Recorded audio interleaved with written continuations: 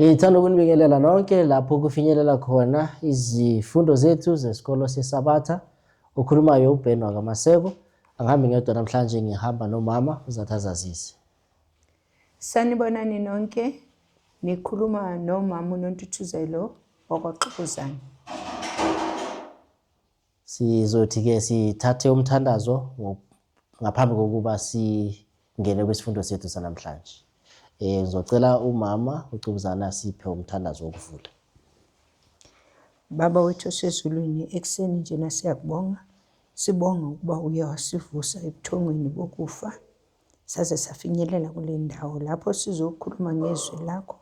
Sicela ukuthi usicacisele lapho singazwisisi khona, kuthi nalabo abazawuthi balalele leli zwi babonakale Nkosi engcwele bephumelela kuko konke, bezwisisa ukuze ukubuya kwakho kuphangisise.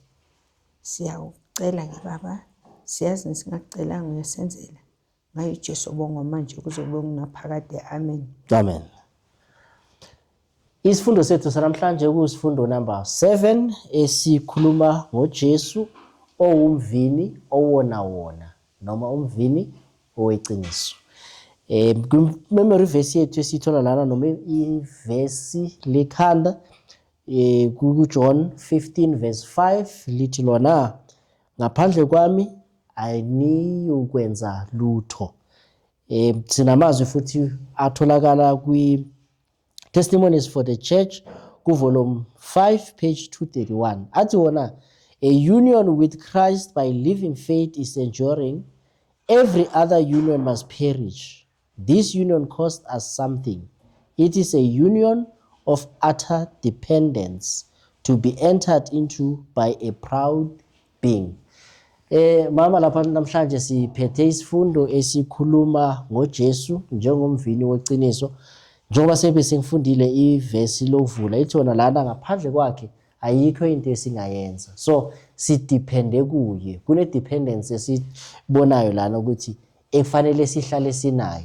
And futhi lana siyathola ke lana kumoya wesiprofeti ithi yona lana, this union esifanele sibe nayo noJesu Christ, it will cost us something. Kufanele sazi ukuthi the union ekufanele sihlangabezane nayo noJesu Christ izosenza ukuthi sihlukane nezinto eziningi. Kufanele sihlukane nobumina, kufanele sihlukane nokwenza izinto esizithandela zona thina. Kodwa ke sibhekane nobani nokwenza izinto kuJesu Christ. Akazi mhlawumbe khona ongakuphawula ngesifundo sethu nangesihloko nangevesi esivule ngayo, mhlawumbe nesicashuna kumoya engcwele, yini mhlawumbe uthanda ukusazisa khona. Lana engithanda ukukuphawula mina yilapho ethi uKristu ngaphandle kwakhe singenze lutho. Kuyabonakala ke ukuthi uJesu Kristu ungumqalisi nomphelelisi wezimpilo zethu. Uthi ngaphandle kwakhe asingenze lutho. Kuyabonakala futhi ezimpilweni zethu ukuthi akukho lapho singathi siyamshiya emuva uKristu sizithathela okwethu. Funeka ngaso sonke isikhathi senzeni, sihambe noKristu, sihlale noKristu, silale naye, sidla naye insuku zonke. Futhi lapha lokuxhumana kwethu noKristu kuthiwa kuphila ukukholwa okunjani okubekezelayo. Kuyabonakalisa ukuthi ziningi izinto uma ngabe somthathile loKristu kuzoba khona izinto ezizawuthi mhlambe zikuthikameze endleleni kulolukholo lwakho oluthathile noKristu. So wena fanele ukuthi ube nokholo olunjani olubekezelayo. Kuthiwa okunye ke ukuxhumana kufanele ukuthi ukususe, ungehlanganise uKristu nokunye okwenzayo noma uhlanganise uKristu nani nezithixo. Kufanele ukuthi uKristu uma ngabe uthatha uKristu kube nguKristu kuphela. Kuthiwa lokhu kusenzela okunye futhi ukuhlangana naye kusenza ukuthi sidepende kuye ngokundlulele. Amen. Amen. Singena Sunday ithi yona fragile and dependent. Fragile into eshesha iphuke. And ephathwa ngokucaphelisisa ukuthi ingawi because mayiwile iyaphuka. So lana ke lesihloko sithi sitshela ngento eshesha ukuphuka ne-dependency yokuncika sokudependa ukuthi awenzi into ngokwakho uncike somewhere. So lana ikhuluma ngento ephukayo nencikile futhi. Sizathi sizwe kabanzi ke ngaso lesi sihloko saSunday. Ithi yona lana kwisigaba sokuqala, to what did Jesus compare himself and why? uJesu Kristu wazichathanisa nani and futhi kungani azichathanisa ngakho? uJesu Kristu lapha ku John 15 verse 1 uthi ngingumvini weqiniso. Bezikhona izinto ke uJesu lapha owayengazifanisa nako. Lapha kumoya wesiprofeto ku Desire of Ages page 674 to 675 kuthiwa ukhetha ukuzifanisa nomvini kunokuthi azifanise nosundu, umuthi wosundu, azifanise nomsedari, owazifanise ne-oak. I-oak kuyisihlahla esiqinile, sazi ukuthi kulapho kuphuma khona amaplanga aqinile futhi amasha. Akazifanisi nazo zonke lezo zinto, uzifanisa nomvini. Uthi lana uzifanisa nomvini ngoba umvini kuyinto ebambelelayo kunalento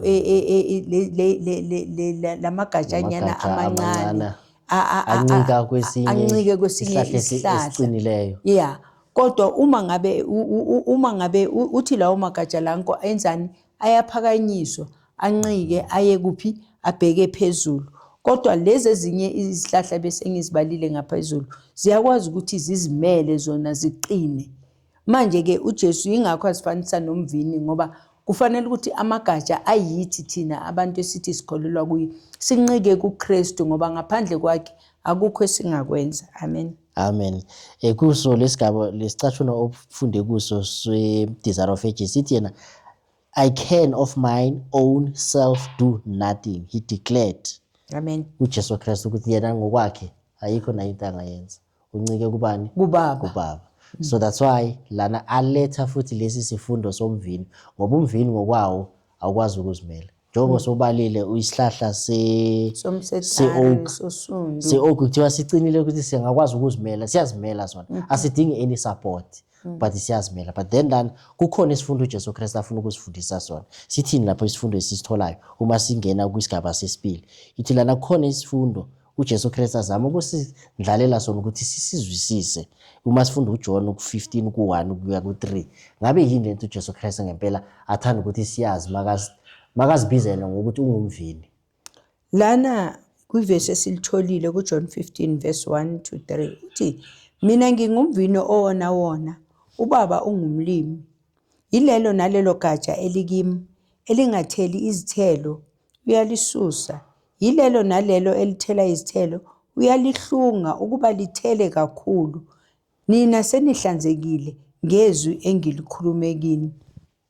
uJesu Kristu lana into azama ukuyichaza ichazeka kalula lapha kumoya wesiprofeto ongezansi we-Desire of Ages page 675 uthi the Jews had always regarded the vine as the most noble plants and a type of all that was powerful, excellent and fruitful. Israel had been represented as a vine which God had planted in the promised land. The Jews based their hope of salvation on the fact of their connection with Israel. But Jesus says, I am the real vine. Siyayibona lapha amaJuda ukuthi ayehleli enqike kuphi ku-Israel. Angithi bazi ukuthi njena bona bancike ku-Israel. So ngokuba nje bencike ku-Israel banjani balungele ukuba bangene ezulwini. Kodwa lana uJesu uyafika uthini? Uthi ungumvini wani weqiniso. Angithi yeah. So lana into esitholayo lana ukuthi amaJuda imistake ebebayenza noma iphutha ebebalenza ukuthi bona ne connection yabo noIsrael bebabona ukuthi yonke into manje iphelele because bangu-Israyeli. Yebo. Bakhohlwe ukuthi kufanele bayenze njani, bancike kuKristu. kuNkulunkulu, banganciki nje kuphela ukuthi thina ngegama lokuthi singama-Israyeli then ngokunjalo sesithola ilungelo lokungena ezulwini. So into ekufanele sizibuze yona namhlanje ukuthi thina i-connection yethu noJesu Kristu ingakanani, ngabe iyabonakala na ngezenzo zethu ngokugcina umthetho. Ngabe leyo connection asimbizi nje uJesu Kristu kuphela ngokuthi uNkulunkulu wethu or ungumholi wethu, ungubaba wethu, kodwa izenzo zethu zisiphikisa. So into ekufanele siyibhekele ukuthi sinayo yini i-connection kuJesu Kristu. That's why I-illustrator ngendlela yomvini ukuthi umvini lona wenze njani, uncika kwesinye isihlahla ukuze wenze njani, ithole support yokuza. So nathi-ke sifuna sincike kubani, kuJesu Kristu, ukuze ukukholwa kwethu kuqine, kubonakale, kuba impumelelo. Amen. Uma singena ke kwisigaba sangomsombuluko, ithi yona lana the condition for fruitfulness, isimiso sokuthela izithelo. What condition is essential to a fruitful Christian life? John 4:15 verse 4. Kuthiwa isiphi ke isimiso esibalulekile esizosenza ukuthi sibe nempilo yobuKristu ethelayo. Lana kuthiwa kufuneka kuba sihlale kuBaba. Wenza umzekelo ngegatsha elingethele isithelo ngokwalo ngaphandle kokuba lihlale emvinini. Lana ke into esithelayo ukuthi uma ngabe singahlalanga kuBaba singethele isithelo. Asikho isithelo singasithela. Funeka sihlale kuBaba ngaso sonke isikhathi. Umoya wesiprofetho laphayana uyasichazela nayo, Same Desire of Ages, page 675. Uthi by faith in him as a personal savior, the union is formed. The sinner unites his weakness to Christ's strength, his emptiness to Christ's fullness, his frailty to Christ's enduring might. Then he has the mind of Christ. The humanity of Christ has touched our humanity, and our humanity has touched divinity. Thus, through the agency of the Holy Spirit, man becomes a partaker of divine nature. Amen. Amen. Lana ke kuyabonakala ukuthi kufuneka sibe yilabo ngaso sonke isikhathi impilo yethu idepende kuKristu, noma ngabe singathini idepende kuKristu. Kufanele ukuthi sihlale kuKristu ngaso sonke isikhathi, ngoba siyafana ukuthi uKristu ungumvini, thina funeka sihlale kuye.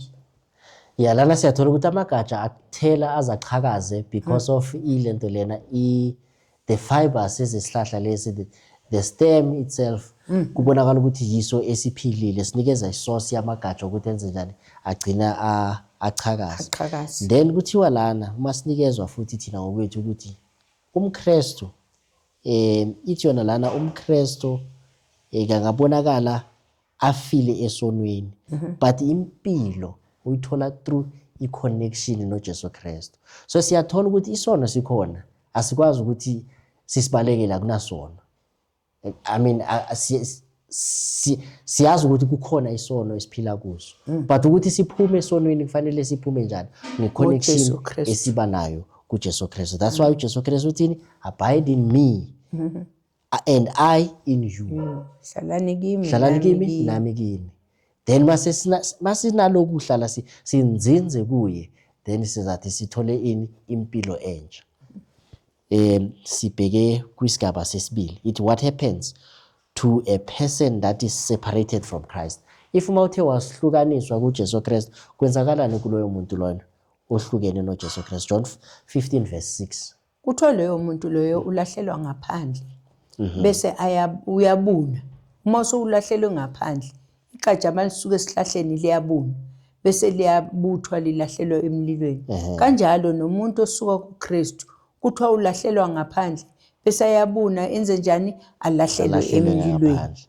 So idlala le union, lolu hlangano lukhona kuJesu Kristu once la forma labakhona kufanele lihlala li-maintain Liqhubeka njalo. kungakho njalo nje kufanele senze njani sivuseleleke kwizinto esizenzayo njalo sihlala sizenkonzweni sibe nokudumisa ukuze impilo yethu ibe connected noJesu Kristu and through what, through prayer njalo nje sihlala senza njani sivuseleleke. Ithi the branch becomes a part of the living vine, the communication of life, strength and fruitfulness from the root to the branches is unobstructed and constant. Separated from the vine, the branch cannot live. No more, said Jesus, can you live apart from me. Amen. So i-clear ukuthi the connection kufanele sibe nayo kufanele ibe constant, kungabi khona isikhathi lapho ngithi hayi namhlanje umkhuleko anginawuba nayo. Asina break ekukholweni, sihlala constantly sinobani sichumene noJesu Kristu. Amen. Ithi yona kusi illustrate how is true discipleship revealed. So lana ke ubufundi bubonakaliswa kanjani obeqiniso masifunda kuJohn 15 uverse 4 noJohn 8 verse 31 noJohn 13 verse 35. Yini into esizitholile lana kulezi zigaba lezi? Uyaphinda futhi le verse uthi hlalani kimi nami kini. Uthi lana igatsha elingatheli izithelo ngokwalo alingethele izithelo ngokwalo ngaphandle kokuba lihlale kumvini. So lana kuJohn 8 verse 31 uthi uJesu lana, then Jesus said to those Jews which believed on him, if all of you continue in my word, then are all of you my disciples indeed. Amen. And then John 13 verse 35, by this shall all men know that all of you are my disciples, if all of you have love one to another. Amen. So now lana kubonakala ukuthi singabalandeli bakaJesu Kristu ngokweqiniso if senza njani Sinothando. Then masinothando siyakubonakala ukuthi singaba futhi siqhubeka sihlala ezwini lakhe.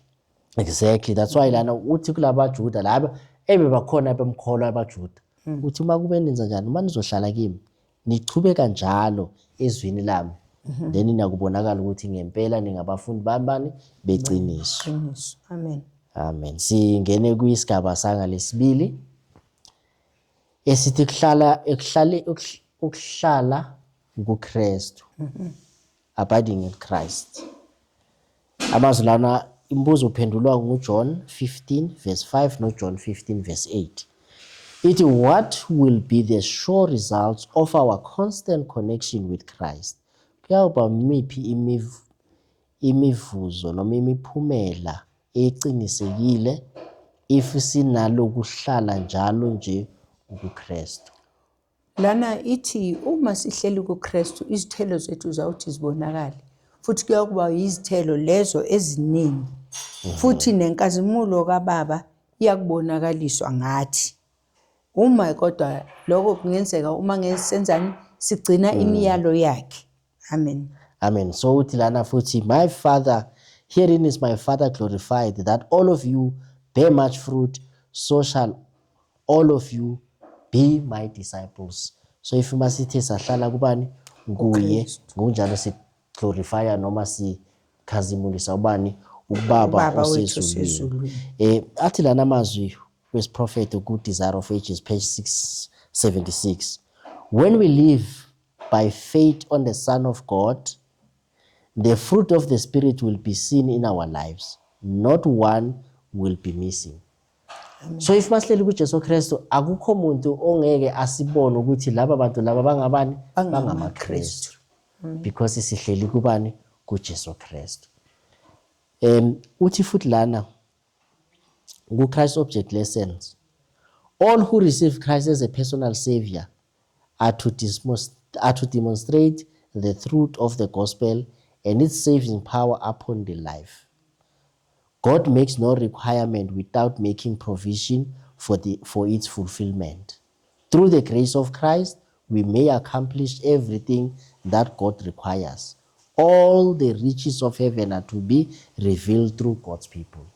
So kuthiwa lana uNkulunkulu angeke abeka ama requirements angayenzi indlela yokuthi sifinyelele kulezo zidingo lezo. Kuthiwa ke wonke umuntu okholwayo if athe wakholelwa kuJesu Kristu then uyakwazi ukuthi athole or accomplish those requirements, azifulfill lezo requirements uNkulunkulu athazidingayo. Amen. Futhi okunye ngithe ngakuthanda ukugcwalisela kuloko sokushilo mzalwane kwincwadi ethi My Life Today page 15. Yeah. Ithi it is Jesus that we need. Siyamdinga lo Jesu Kristu. Yeah. Ukukhanya kwakhe, impilo yakhe, umoya wakhe kufanele kube uloyo oqhubeka njalo kithina. Siyamdinga ihora nehora. Kufuthi kufuneka sithandaze ekseni lapho ilanga livela, futhi sigcwalise izwe lonke ukukhanya kwakhe, ukuze ilanga lokulunga likhazimule njalo kuma-chambers emiqondo nezinhliziyo. Futhi lisenze ukuba konke lokhu lenze ukuba lokukhanya kuye kuNkulunkulu. Ithi lana we cannot do without his presence one moment. Singelunge ukuba singabi naye uNkulunkulu ngisho nomzuzu owodwa. The enemy knows when we undertake to do without the Lord, and he is there ready to fill our minds with his evil suggestions that we may fall from our steadfastness. But it is the desire of the Lord that from moment to moment we should abide in him and thus be complete in him. Lana ke siyabona ke uma sisuka kuKristu, sikusuka kuKristu, masisuka nje kuKristu, kuthiwa isitha senzani siyahlasela ngoba sihlezi sona silinde nje ithuba lokuba sisuke kuKristu kancane. That is uma ngabe ngahlala ngingafundi izwi likaKristu insuku zonke, ngingathandazi insuku zonke, ngingahlanganyeli insuku zonke, isitha senzani siyahlasela bese sihlwanyela ububi baso emcabangweni wami. So siyabonakala ke ukuthi njengoba uKristu eshilo kwisingeniso sakhe athi singenze lutho ngaphandle kwabani kwakhe. So kufuna sizwisise ukuthi le abiding in Christ is kuyinto ekufanele si understand noma sizwisise ukuthi ayikho into nenye nencane esingayenza ngaphandle ukuthi sibe kuKristu. Le connection uKristu ayicreateile ukuthi sibe nayo kwamele ihlale njalo ikhona. Amen. Singena ku B. Ithi yona, on what condition can we abide in Christ's love? Yimiphi imibandela, ngamiphi imibandela lena engasenza ukuthi sihlale uthandweni likaKristu? John 15:9-10, 1 John 2:5. Lana isichazela ke kuwonke lamavesi amathathu osowakhulumile mzalwane, ithi ukuba sihlale othandweni lakhe, sigcine imiyalo yakhe, futhi sigcine nezwi likaNkulunkulu. Futhi lapha iyasho lapha yana kwi-Desire of Ages page 677, it God desires to manifest through you the holiness, the benevolence, the compassion of his own character. Yet the Savior does not bid the disciples labor to bear fruits. He tells them to abide in him. Lana sibona into enhle kakhulu ukuthi uNkulunkulu ufisa ukuthi kubonakaliswe ngathi ubungcwele bakhe, uthi futhi akafuni ukuthi abafundi bakhe balethe izithelo, kodwa ubanxusa ukuthi benze njani, bahlale kuye. Uyazi ukuthi automatically uma ngabe behleli kuye izithelo zenzani ziyalandela. So angeke ucabange ukuthi wena uzoshiya uJesu Kristu ngasemuva bese kodwa ufuna ukwenzani, ufuna ukuba nezithelo ezinhle. So ufuna ukuqala uhlale kuye kuqala bese wenzani, izithelo ziyalandela ngoba uzobe ufunde kubani, uzobe kuJesu ufunde Kristu. kuye njengaye ngoba naye efunde kubani? Kubaba. Amen. Siyabonga. Singene kwisigaba esilandelayo okuyisigaba sangalesithathu. Isigaba sangalesithathu sithi sona ukubhoboza ukuze kubuyiswe. Piercing to restore. What does Jesus say about his word as the connecting link between himself and the believers? Uthini uJesu Kristu ngezwi lakhe ekuyilona elimxhumanisa yena nomuntu okholwayo? Lapha uJesu Kristu uthi uma sihlala kuye nezwi lakhe liyakuthi lenzeni lihlale kithi. Uthi siyakucela konke esikuthandayo yena uyawuthi ayenzeni asenzele konke. So siyaboniswa lana ukuthi futhi izwi laka Jesu Kristu liyasihlanza ngoba uthi sihlanzekile ngezwi lakhe. So uthi ngumoya ophilisayo, inyama ayisizi lutho. So uthi amazwi lanka awakhulumileyo uJesu Kristu angumoya.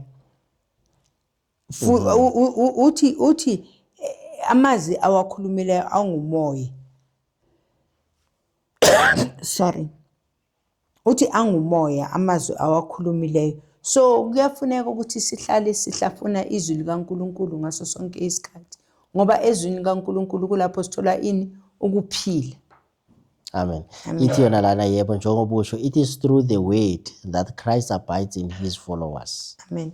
This is the same vital union that is represented by eating his flesh and drinking his blood. Amen. The words of Christ are spiritual and life. So amazwi kaJesu Kristu ayukuphila. Kuthiwa lana amazwi, the words of Christ are spirit and life. Angumoya, amazwi kaNkulunkulu angumoya nokuphila. So if masithola amazwi akhe lawo esiwadlayo kuthiwa siyakuba nokuphila. Amen. Masibheka lana ke kusigaba esilandelayo, kusigaba number ku-B wa Wednesday, ithi yona chaza with how the spiritual type of surgery transforms our inner motives and attitudes as we submit to God's word. Describe how a spiritual type of surgery transforms our inner motives and attitudes as we submit to God's word. Masichaze lana ukuthi ke ukulashwa lokhu kwesimoya kugucula njani izinto zethu zangaphakathi noma izidingo zangaphakathi nesimilo sethu uma siziletha kuJesu. Lana incwadi yamaHebheru 4:12 ichaza kahle ithi ngokuba izwi likaNkulunkulu liphilile linamandla libukhali kunenkemba zonke ezisika nhlangothi zombili lihlaba kuze kwahlukaniswe umphefumulo nomoya amalungu nomkantshwa lahlulela imicabango nezizindlo zenhliziyo. Bese athi ulokhuzana amaHubo 51:10 athi uNkulunkulu dala kimi inhliziyo ehlanzekileyo uvuse umoya oqinileyo phakathi kwami. Lana ke siyabona ukuthi uma ngabe ulifunda izwi likaNkulunkulu futhi ulifuna ngokufuna ukwazi udlinze ngalo, uNkulunkulu uyakwazi ukuthi akwahlukanisele. Ayikho into ongeke uyazi uma uhleli ezwini likaNkulunkulu. Konke ofuna ukukwazi futhi nongafuni ukuhlukana nako uma ngabe ufuna izwi likaNkulunkulu ngoba uthi lihlukanisa umkantshwa nethambo. Uyalibona ngendlela elibukhali ngako lihlukanisa umkantshwa nethambo izwi likaNkulunkulu. So kuyafuneka ukuthi ngaso sonke isikhathi simcele uNkulunkulu futhi ukuthi uma ngabe sifunda izwi lakhe simcele ukuthi adale inhliziyo entsha ngoba inhliziyo esinazo thina ngokwemvelo izinhliziyo ezimbi, izinhliziyo ezihlala zinemicabango emibi. Kepha uNkulunkulu masimcela uma sifunda izwi lakhe ukuthi njengoba silifunda lelizwi lakhe akadale ngaphakathi inhliziyo entsha. Futhi iyasho lapha kwi-Testimonies for the Church volume 1 page 249, God's servants must bear a pointed testimony. Kufuneka senzeni? Sibonise i-testimony ukuba which will cut the natural heart and develop character. So uyayibona ukuthi nesimilo sethu sizoshintsha. Angeke ngifane nalo dade benginguye izolo uma ngabe ngenzani ngigxila ezwini likaNkulunkulu. Kuzobonakala ushintsho empilweni yami. Kubonakala ukuthi manje sengithathe bani? Sengidla izwi likaNkulunkulu. Amen. Siyabonga. Inhliziyo zethu ziyadinga ukuthungwa ngabusha lapho zithe zamoshakala khona. Thiwa zifanele zithunge ngomoya kaNkulunkulu nangezwi lakhe. Thiwa lapha izwi likaNkulunkulu liyawuchitha konke izinto zezwe lezi esibhekana nazo ezilethwa ilizwe. Uthi lapha umoya ongcwele uza enhliziyweni noma kumphefumulo njengomduduzi. Amen. Uza lapha uzolungisisa isimilo sethu. So yikho lokhu esikutholayo kulesi sigaba. Singene ke kwisigaba sa Thursday. Kwisigaba sa Thursday sithi yona to be noma sangalesine sithi to be bent or pruned. Ukushiswa or ukuhlungwa. So lana kuJohn 15 verse 2 ku first part ithi ngabe what will Christ do with the believer who claims to be in Christ but does not bear fruit? Uhenza njani ke uKristu kulona okholwayo ozibiza ngokuthi ungumKristu kodwa engatheli izithelo? Lapha sitholile ukuthi uJesu Kristu uma ngabe ungatheli lapha kuJohn 15 verse 2 i-first part uthi uyalisusa lonke igatsha elikimi elingatheli isithelo. Uyalisusa. So lana siyabona ke ukuthi uma ngabe sihleli kuKristu kepha singenazithelo esizithelayo wenzani?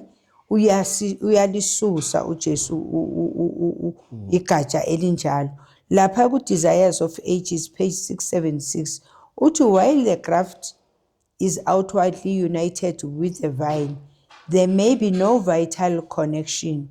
Then there will be no growth of fruitfulness. Lapha mangabe sihleli kuKristu singabonakalisi sihlezi nje kuKristu akubonakali ini? Akukho zithelo ezibonakalayo. So there may be an apparent connection with Christ without a real union with him by faith. A profession of religion places men in the church, but the character and conduct show whether they are in connection with Christ. If they bear no fruit, they are false branches. Their separation from Christ involves a ruin as complete as that represented by the dead branch. Amen. Amen. Iko amazwi abhlungu kakhulu lanka ukuthi ungakwazi ukuthi uhlale kuKristu kodwa uhleli nje kuKristu izithelo zenzani? Azibonakali. Kuthiwa manje siyafana nalamagatsha anjani noma amacembe anjani afileyo kodwa ehleli kuKristu. Kuamazwi abhlungu kangakanani ke lanko esiwatholayo namhlanje. So njengabaKristu sifanele ukuthi singabi nje ngabaKristu ngegama. Kodwa izithelo kwamele zibonakale. Izenzo zethu mazibonakala ukuthi singabaKristu. Kungabi nje ukuthi njalo nje siyavuka ekseni ngeSabatha siyesabathini kodwa ke izenzo zethu kazisho njalo. Zisho into eyahlukile. Uma sinjalo ekugcineni kwezinto zonke siyakubonakala kwezenjani? Siyolahlwa ngoba singazange senza njani? Salandela umthetho kaNkulunkulu. Uthini ke uKristu ngalabo lawo mabranch lawo abonakala ahlala kuye? uKristu lana ukuthi uthi lawo magatsha lanko uyawahlunga ukuba athele izithelo ezidlula lezi ebezithela. So kuyabonakala ukuthi uma ngabe uhleli kuKristu ulalela imiyalo yakhe wenza konke lokhu uKristu afuna ukuba ukwenze, uyawubonakala ngani ngezithelo ngoba uyabe wenziwe njani, uyabe ekuhlungile uKristu. Amen. Amen. So siyathola ke lana ukuthi labo abenza okuhle uKristu yenza njani, uyagcwalisela kubo abasize ukuthi izenzo zabo zibe izenzo ezifana naye, ngoba babonakala batheni bahlezi emvinini yokona wona. Le connection ephakathi kwabo noKristu ayahlukanele, ihlala njalo constantly ivuselelekile. Ngokunjalo ithi izithelo zabo ziyakuthela zibe izithelo ezinhle, and futhi bazawuthini bathole umhlomelo ngesikhathi sokugcina. So yikho lokhu esikutholayo. Isifundo sethu ke sizathi siphelele lapho. Mhlambe if kukhona othanda ukukuficanisa ukuthi sizwisise ukuthi ngabe isifundo sethu sanamhlanje sikhuluma ngani, ungasigocela sona nje kancane Mamzo. Esikhuluma lana isifundo sethu ngoJesu owumvini owona wona. Lesifundo sethu sanamhlanje siyasixwayisa ukuba asibene amaKristu angeqiniso, amaKristu anothando, amaKristu ahlala kuye, sibe yilawo magatsha adepende entirely impilo zabo kuKristu. Kungabikho lokho kunye ngesinye isikhathi kufika izikhathi lapho sithi siyaphumula, sithi sikhathele, kodwa ngaso sonke isikhathi ezimpilweni zethu asihlaleni kuKristu, kubonakale ini ezimpilweni zenu, kubonakale izithelo ezinhle, lezo izithelo esizawuthi ngelinye lamalanga abantu bakwazi ukusibona, izithelo ezinothando, ezinokuthula, lapho abantu bathi mabesibhekile babone ukuthi lo muntu lona wenze njani, uhamba noKristu, noma impilo yakhe incike kubani, incike kuKristu. Futhi ukuncika kuKristu kuzophinde kusize futhi ukuthi uSathane angakwazi ukuthi ngamaqhinga akhe asihlasele, asisuse kulo Kristu esimthandayo. Siyabonga amazwi ethu wasipha wona. So amazwi okuvala atholakala lapha ku Testimonies for the Church volume 5 page 231. It a union with Christ by living faith is enduring. Every other union must perish.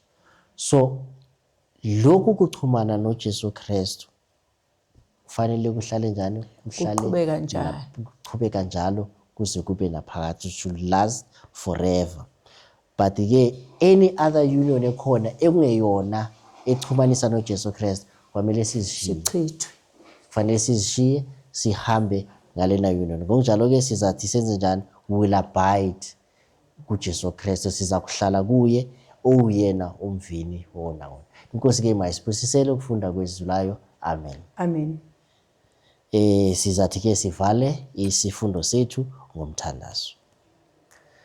Baba wethu osezulwini, Nkosi ethu engcwele, sithanda ukukubonga Nkosi kulesi sikhathi osiphe sona ukuba masifunde sizwisise ngokuthi uJesu Kristu ungumvini owona wona nokubaba ungumlimi.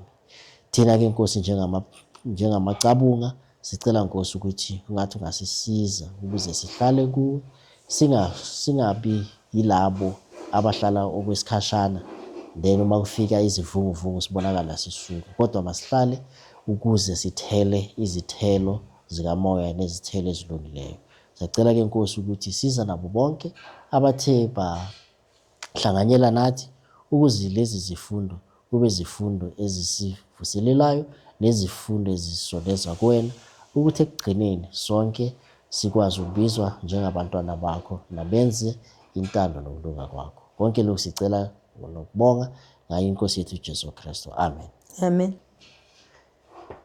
Siyabonga ke kwisifundo esithe sabanaso ebesitshela ngoJesu njengomvini weqiniso. Sizathi ke siyanibiza futhi kwisifundo sethu esilandelayo ekuyisifundo number 8 esikhuluma ngebrotherly love, uthando lobuzalwane. Inkosi manibusise. Amen. Amen.